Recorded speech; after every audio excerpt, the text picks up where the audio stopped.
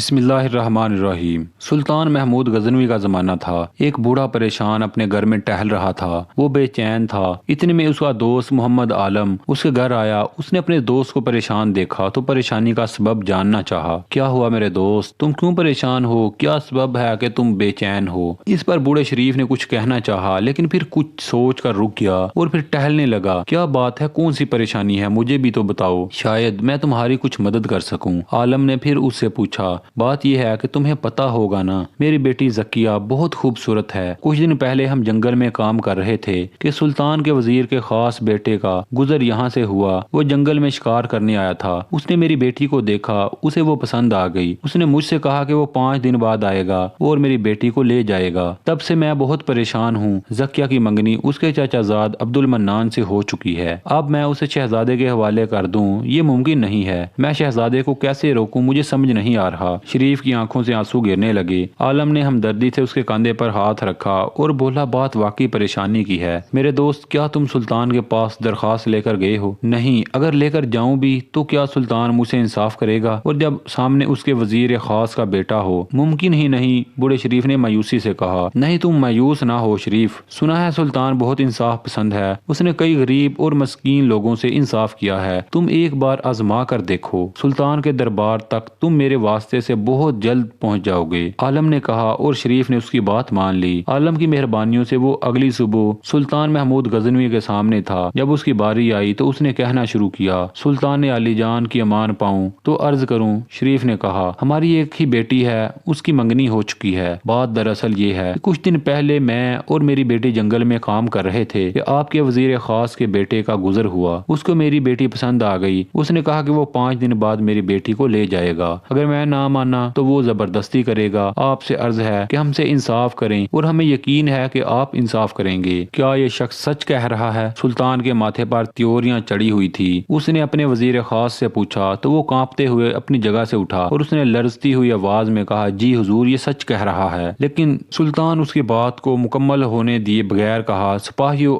آج ہی اس کے بیٹے اور اسے قید خانے میں ڈال دیا جائے۔ جو قوم کی ماؤں بیٹیوں میں غلط نگاہ ڈالیں وہ ہمارے خیر خواہ کبھی نہیں ہو سکتے۔ ایسوں کی جگہ قید خانہ ہے۔ سلطان کا چہرہ سلطانی جاہو جلال سے دمک رہا تھا۔ بوڑھے شریف نے شکر گزاری سے سلطان کی طرف دیکھا۔ اس کی آنکھوں سے خوشی سے ایک آنسو گر پڑا۔ کاش ہمارے ملک میں بھی ایسے حکمران آ جائیں اور غریبوں کو انصاف مل سکے۔ امید کرتا ہوں دوستو آپ کو یہ سٹوری پسند آئی ہوگی۔ اس طرح کی مزید سٹوریز کے لیے چینل کو سبسکرائب لازمی کر لیں تاکہ ہماری ہر لیٹسٹ ویڈیو آپ تک بر وقت پہنچ